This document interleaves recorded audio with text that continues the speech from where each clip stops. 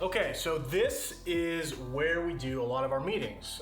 We have a couple whiteboards on this wall. We also have a TV that we just installed the other night for reporting numbers and that kind of thing, watching videos, all that jazz. And this is it.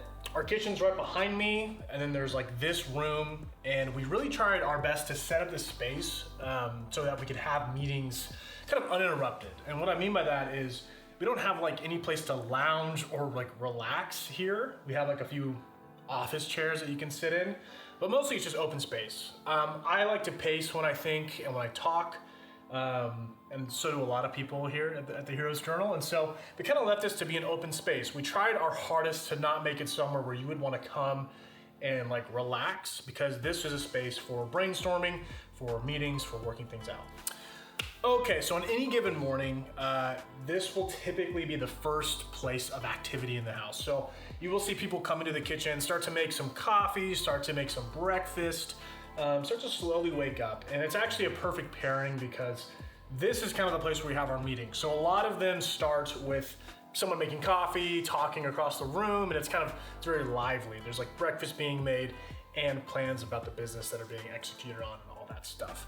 We typically have longer meetings on Monday, Friday here that are a little more casual, a little more open-ended.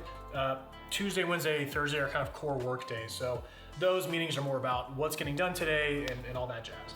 All of that is liable to change because we are a small team, but so far we've been here for about 2 months. It's been working pretty well. So it's a typical morning for us. The house is literally littered with whiteboards. They're everywhere. Actually, the first thing that we had when we moved in here was just whiteboards. Before there was a couch or a bed frame or anything, we had these things. So they're very important to us because it's kind of a visual representation of what's going on in the business. Everything from quotes that inspire us to reviews that someone may have left us that kind of give us that extra juice to keep working hard. We have about 18 months of our entire lease here in the building is kind of mapped out here. It's one of the first things we did. And then a lot of to-do list items that are kind of due within the week or due even within the day or what have you, all kind of live on either of these two whiteboards. Now it's kind of funny because I think you would expect, especially with this day and age, we're all younger, we're pretty savvy with technology, that we would probably be using some kind of project management service or some kind of technical tool to do a lot of these things. But for whatever reason, we've tried a lot of those various systems and these seem to work the best. I know it's a little analog, it's a little old school, but just being able to see it, being able to write it, being able to kind of check it off physically, and kind of have it be in this public meeting space, I think there's still a lot of weight and meaning there for us. So we're kind of keeping it old school for the time being. There may be a day where our team's too big and our task list is too big to fit on these whiteboards, but I am treasuring the time that we have with them because I love them. So whiteboards are also really good for brainstorming. And that is another really big thing that goes on in this room. We have, strategically hired and asked people to help us work on this thing that are people that have really good ideas. It's important, I think when you have something as small as we are, not to just have people that come in and do their job and leave, so to speak, but to have people that are willing to brainstorm with you and iterate, and challenge your thinking, think about new ideas and that kind of thing. So a lot of brainstorming happens at the Heroes headquarters, which, is also really great on a whiteboard because you can erase it or do whatever you want. Sometimes that can be problematic. Like when you need to make a decision about something, something needs to get executed on, something needs to be just decided on, we just have to go with it. That typically gets kind of finalized and announced in this room, I would also say.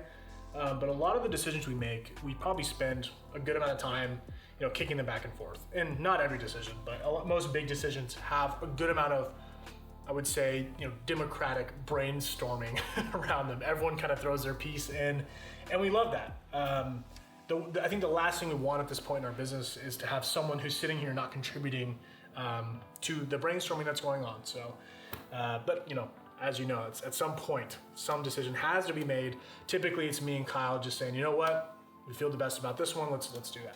So we have these big open spaces that are pretty much mostly dedicated to just working. However, even beyond working hours, everyone has their own bedroom here. We don't really have dedicated meeting rooms.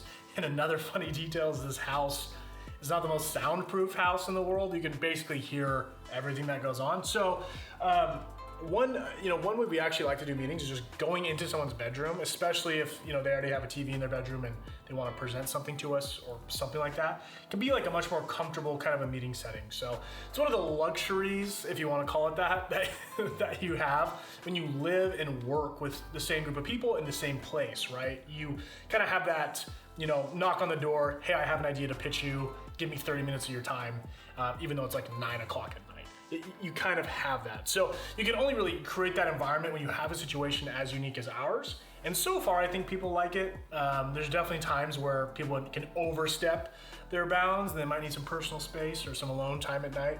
But for the most part, I think it's, the result of it has been some good ideas. That may not have been there had we been, remote or had we been in a different kind of space. So the truth is, with all the answers and explanations I have in this space, we still don't really know what we're doing. We're still kind of learning how to live and work in the same place. I'll probably look back at this video and laugh at myself.